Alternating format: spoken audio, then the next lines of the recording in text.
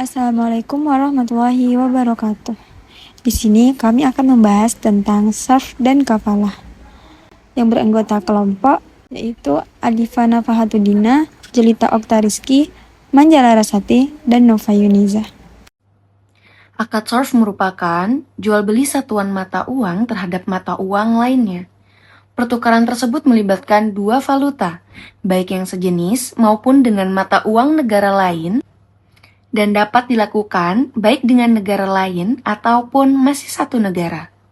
Contoh valuta asing diantaranya mata uang luar negeri seperti dolar Amerika, pound sterling, Inggris, ringgit, Malaysia, dan sebagainya.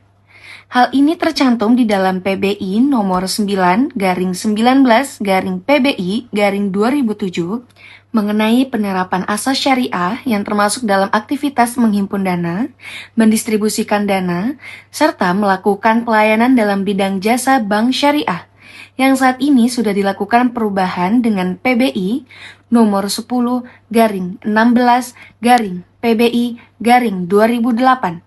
Pasal 3 PBI menyatakan untuk mematuhi kaidah hukum syariah yang diterapkan pada layanan dengan menggunakan akad kafalah, hawalah, dan juga sarf. Berikutnya ada jenis-jenis akad sarf. Menurut Fatwa Dewan Nasional Majelis Ulama Indonesia, tentang jual beli mata uang sarf terdapat beberapa jenis transaksi valuta asing, diantaranya 1. Transaksi spot, yaitu transaksi pembelian dan penjualan falas dan penyerahannya pada saat transaksi dilakukan atau penyelesaiannya maksimal dalam jangka waktu 2 hari setelah akad dilakukan. Transaksi diperbolehkan secara syariah karena dianggap tunai. Yang kedua ada transaksi forward, yaitu transaksi pembelian dan penjualan valuta asing yang nilainya ditetapkan pada saat sekarang dan diberlakukan untuk waktu yang akan datang. Transaksi ini tidak diperbolehkan dan tidak sesuai dengan ketentuan syariah, dikarenakan tidak dilakukan secara langsung dan dikarenakan nilai mata uang yang dipertukarkan dapat berubah dan menyebabkan salah satu pihak mengalami kerugian.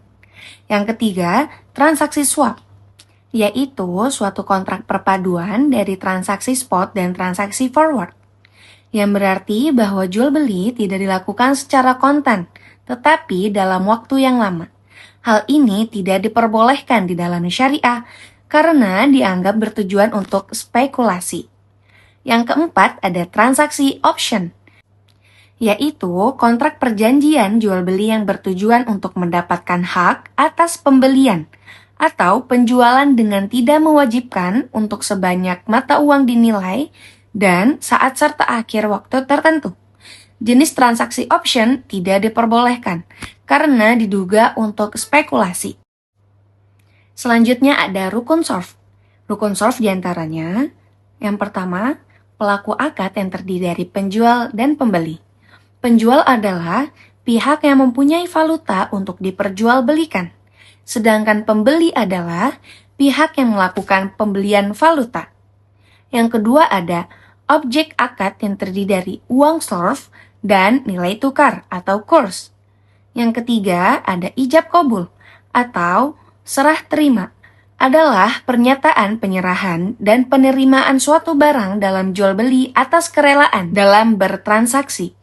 Selanjutnya kita masuk ke syarat-syarat akad sarf. Di antaranya, yang pertama serah terima saat transaksi berlangsung. Nah, dalam akad sarf ini, setiap pihak yang bertransaksi menyerahkan barang yang ada di tangannya kepada pihak lain di tempat transaksi sebelum keduanya berpisah.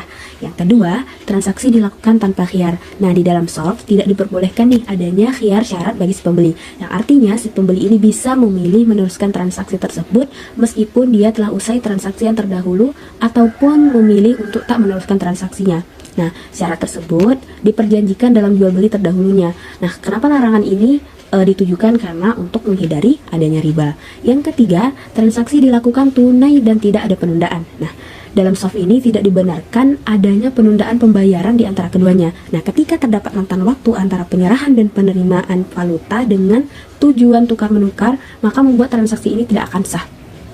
Jadi semua transaksi ini harus dilakukan dengan tunai, baik pertukaran mata uang yang sama maupun dengan mata uang yang berbeda. Nah, jika salah satu pihak tadi menetapkan penundaan dalam penerimaan salah satu mata uang, maka kontraknya tadi menjadi batal demi hukum karena telah ditentukan bahwa pertukaran barang yang memenuhi syarat harus dilakukan secara langsung. Dan yang terakhir, transaksi yang setara atau sama. Nah, jika perdagangan mata uang yang melibatkan pertukaran mata uang dari genus yang sama, seperti perak untuk perak atau emas untuk emas, maka transaksi tersebut harus dijalankan sesuai prinsip like for like. Artinya, meskipun kualitas mata uang yang berbeda, maka mata uang tersebut harus ditransaksikan sebagai mata uang yang setara hanya berdasarkan kuantitas. Landasan hukum SALF. Nah, beberapa sumber hukum yang dapat dijadikan acuan dalam melakukan kegiatan SALF. Yang pertama ada Al-Quran. Nah, ini terdapat dalam Quran Surah Al-Baqarah ayat 275 yang artinya, padahal Allah telah menghalalkan jual beli dan mengharamkan riba. Yang kedua, landasan hukumnya yaitu hadis. Nah, hadis ini terdapat dalam hadis riwayat Muslim, Abu Daud, Tirmizi, Nasa'i, dan Ibnu Majah yang bunyinya, juallah emas dengan emas, perak dengan perak, gandum dengan gandum, syair dengan syair, kurma dengan kurma, dan garam dengan garam, dengan syarat harus sama dan sejenis serta secara tunai. Jika jenisnya berbeda, maka juallah sekehendakmu jika dilakukan secara tunai. Dan yang terakhir, landasan hukumnya adalah ijma. Nah, ijma ini telah disepakati oleh para ulama bahwa akad al-sarf ini diisyaratkan dengan syarat-syarat tertentu. Selanjutnya kita masuk ke contoh akad sarf di perbankan syariah. Nah, di dalam perbankan syariah sendiri, akad sarf ini digunakan untuk transaksi forward spot modern atau yang biasa kita kenal dengan valuta asing yang didasarkan pada kurs spot, di mana penyelesaian kesepakatannya ini diharapkan akan selesai dalam 2 hari kerja setelah kontraknya tadi dieksekusi. Nah, skemanya ini bisa kita lihat sama-sama. Di sini bahwasanya kita melihat bank ini menjual 30 juta USD dolar kepada nasabah berdasarkan transaksi spot. Nah, yang kedua, nasabah pun menjual 400 miliar rupiah kepada bank berdasarkan transaksi spot. Kafalah adalah akad peminjaman yang diberikan oleh penanggung kepada pihak ketiga. Kafalah merupakan istilah yang sering digunakan dalam konteks keuangan syariah. Kafalah dalam konteks ekonomi syariah merujuk pada perjanjian, jaminan atau penjaminan yang dilakukan oleh satu pihak kepada pihak yang lain. Untuk memastikan pemenuhan kewajiban tertentu, kafalah berfungsi sebagai mekanisme perlindungan dan kepastian dalam transaksi bisnis syariah. Kafil bertindak sebagai penjamin atau pelaksana atas kewajiban makful lahu, dan ini mencerminkan nilai-nilai kepercayaan dan tanggung jawab dalam Islam. Kemudian prinsip-prinsip dasar kafalah, yaitu yang pertama kepercayaan dan tanggung jawab. Kepercayaan adalah prinsip dasar pertama dalam kafalah.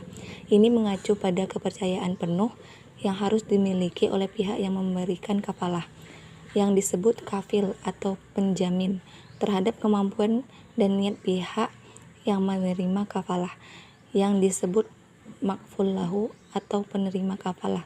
Untuk memenuhi kewajibannya, kepercayaan ini menjadi dasar dari seluruh konsep kafalah. Karena tanpa kepercayaan, kafalah tidak akan ada. Selain kepercayaan, tanggung jawab juga merupakan prinsip utama dalam kafalah. Kafil memiliki tanggung jawab untuk memastikan bahwa makful lahu memenuhi kewajibannya sesuai dengan perjanjian kafalah. Jika makful lahu gagal memenuhi kewajibannya, maka kafil harus siap untuk bertanggung jawab dan melaksanakannya. Hal ini mencerminkan konsep tanggung jawab sosial dan etika bisnis dalam Islam. Kemudian yang kedua, kesepakatan dan persetujuan. Kesepakatan adalah prinsip kedua dalam kafalah. Setiap akad kafalah harus didasarkan pada kesepakatan dan persetujuan yang jelas antara kafil dan makful lahu. Kesepakatan ini harus mencakup semua detail penting, termasuk jenis kafalah, jumlah yang dijamin, waktu pelaksanaan, dan syarat-syarat lainnya. Kesepakatan ini menjadi dasar hukum untuk pelaksanaan kafalah. Persetujuan adalah tindakan secara sadar dan sukarela dari kedua belah pihak untuk melibatkan diri dalam akad kafalah. Persetujuan harus diberikan secara bebas tanpa adanya paksaan atau unsur tekanan. Dalam Islam, persetujuan yang diberikan dengan ikhlas sangat dihargai dan pelanggaran terhadap persetujuan dianggap tidak etis. Kemudian yang terakhir, keadilan dan keseimbangan. Keadilan adalah prinsip yang sangat penting dalam kafalah. Dalam konteks kafalah, kafil harus menentukan kondisi dan syarat yang adil bagi makful lahu tanpa mengeksploitasi posisinya sebagai penjamin.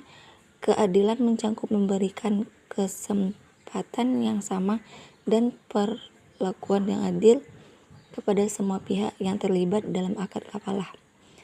Nah, ini adalah cerminan dari nilai-nilai keadaan sosial dalam Islam. Prinsip keseimbangan mengacu pada pentingnya menjaga keseimbangan dalam kafalah. Keseimbangan perlu ada antara hak serta kewajiban kafil dan makful lahu. Kafil harus memberikan jaminan yang sesuai dengan risiko yang dihadapi makful lahu, dan makful lahu harus berusaha memenuhi kewajiban dengan iktikad baik. Keseimbangan ini menciptakan kondisi yang seimbang dan adil dalam transaksi kafalah. Jenis-jenis kafalah. Yang pertama, kafalah bin nafs. Kafalah bin nafs adalah suatu akad di mana seorang memberikan jaminan atas dirinya sendiri. Contohnya, dalam konteks perbankan. Kafalah bin nafs terjadi ketika seorang nasabah mendapatkan pembiayaan dengan jaminan nama baik atau ketokohan seseorang. Meskipun bank tidak memiliki barang jaminan secara fisik, mereka mengandalkan tokoh tersebut untuk membayar jika nasabah mengalami kesulitan. Yang kedua, kafalah bil mal. Kafalah bil mal merupakan jaminan pembayaran barang atau pelunasan utang. Bank sering menggunakan bentuk ini untuk memberikan jaminan kepada nasabah dengan imbalan fee tertentu. Yang ketiga, kafalah bisalim. Kafalah bisalim adalah jenis jaminan yang digunakan untuk menjamin pengembalian barang yang disewa setelah masa sewa berakhir. Bank dapat melakukan kerjasama dengan perusahaan penyewaan atau leasing company untuk memberikan jaminan ini kepada nasabahnya, dengan bank meminta deposit atau tabungan dari nasabah dan membebankan biaya jasa atau fee atas layanan ini. Yang keempat, kafalah al-mu'allaqah. Kafalah al-mu'allaqah adalah penyederhanaan dari kafalah al-munajazah yang terbatas oleh kurun waktu dan tujuan-tujuan tertentu, baik dalam industri perbankan maupun asuransi. Yang terakhir, kafalah al-munajazah. Kafalah al-munajazah merupakan jaminan mutlak yang tidak terbatas oleh jangka waktu atau tujuan tertentu. Salah satu contohnya adalah performance bonds atau jaminan prestasi yang sering digunakan di perbankan. Selanjutnya yaitu syarat dan tanggung jawab para pihak kafalah. Yang pertama, tanggung jawab pemberi kafalah atau kafil. Tanggung jawab pemberi kafalah atau yang dikenal sebagai kafil adalah hal yang sangat penting dalam akad kafalah. Nah, berikut beberapa aspek tanggung jawab kafil, yaitu yang pertama, menjamin kewajiban makful lahu. Yang kedua, memahami risiko. Dan yang ketiga, melaksanakan kewajiban secara adil. Yang keempat, pemenuhan janji. Yang kedua, tanggung jawab penerima kafalah atau makful lahu. Tanggung jawab penerima kafalah atau makful lahu juga memiliki peran penting dalam akad kafalah.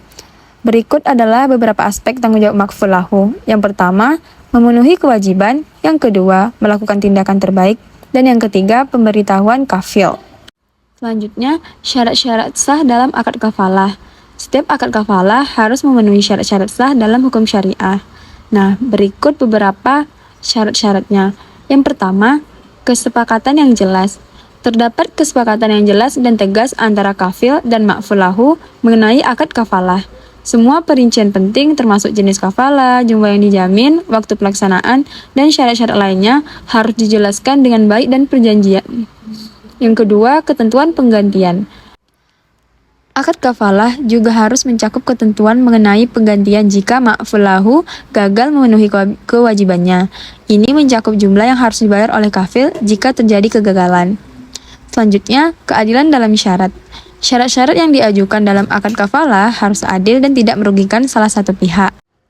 Kafil tidak boleh menetapkan syarat-syarat yang berlebihan atau merugikan makful lahu. Ketentuan syariah.